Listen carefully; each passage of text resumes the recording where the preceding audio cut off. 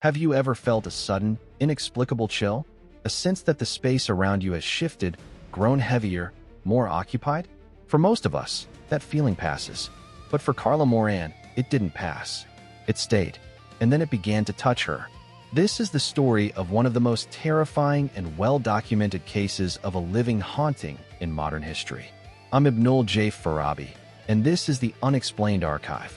Our story begins in the summer of 1974 in Culver City, California. Carla Moran was a single mother of two, living a quiet, ordinary life.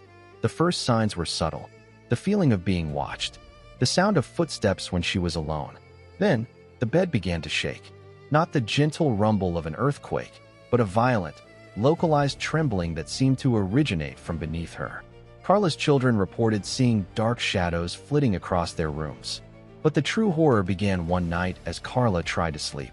She felt a hand, a large, unmistakably masculine hand, grip her shoulder. When she turned, no one was there. This was no longer a haunting of a place. It was an attachment to a person. Carla was being targeted by an invisible, aggressive entity. The phenomena escalated with brutal speed. Carla would be slapped, punched, and shoved by an unseen force, leaving visible bruises and handprints on her skin. Her bed would levitate, with her in it. Objects flew across rooms. A terrifying, guttural voice would emanate from her, speaking in languages she didn't know, threatening her and her family. She was assaulted in broad daylight, in front of witnesses. Desperate, she sought help from psychiatrists and priests, but nothing worked. The entity followed her everywhere, from her home to her car, even to a friend's house. It was, as researchers would later call it, a classic case of a recurrent spontaneous psychokinesis, or RSPK, focused on a living agent. But that's a clinical term. For Carla, it was a waking nightmare that shattered any sense of safety or sanity. Carla's case broke into the public consciousness largely due to the involvement of parapsychologists Dr. Barry Taff and Dr. Carrie Gaynor. For over a year, they documented the phenomena.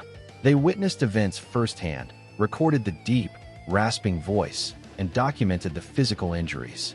Their meticulous work provided a rare level of credibility. This wasn't a shadowy legend, it was a data set. Carla's ordeal became the primary inspiration for the 1982 film The Entity, a fact that brought her no comfort, only a new kind of trauma. She had lived through it, and now the world could watch a fictionalized version. She eventually changed her name, seeking the anonymity she once had. So, what was attached to Carla Moran? Researchers theorized it was a non-human, discarnate consciousness, an energy that fed on her emotional distress, particularly fear. Some interpretations leaned toward a demonic attachment. Others saw it as a raw, chaotic psychic phenomenon, a storm of energy Carla herself was somehow generating unconsciously, a theory Carla fiercely rejected. The truth is, the definitive answer died with Carla, who passed away in 2020. The evidence, however, remains stubbornly in the realm of the unexplained. This case forces a difficult question. What is more terrifying, a haunted house you can flee, or a haunted life you cannot escape? Carla Moran's story is a profound violation of the self, a reminder that the boundaries of our personal reality might be more fragile than we dare believe. Her courage in enduring it, and in cooperating with investigators to leave a record for the rest of us, is nothing short of remarkable. For the Unexplained Archive, I am Ibnul J. Farabi. This episode was produced by Light Knot Studios. You can find more deep dives into life's enduring mysteries at https://www.lightknotstudios.com. Thank you for listening.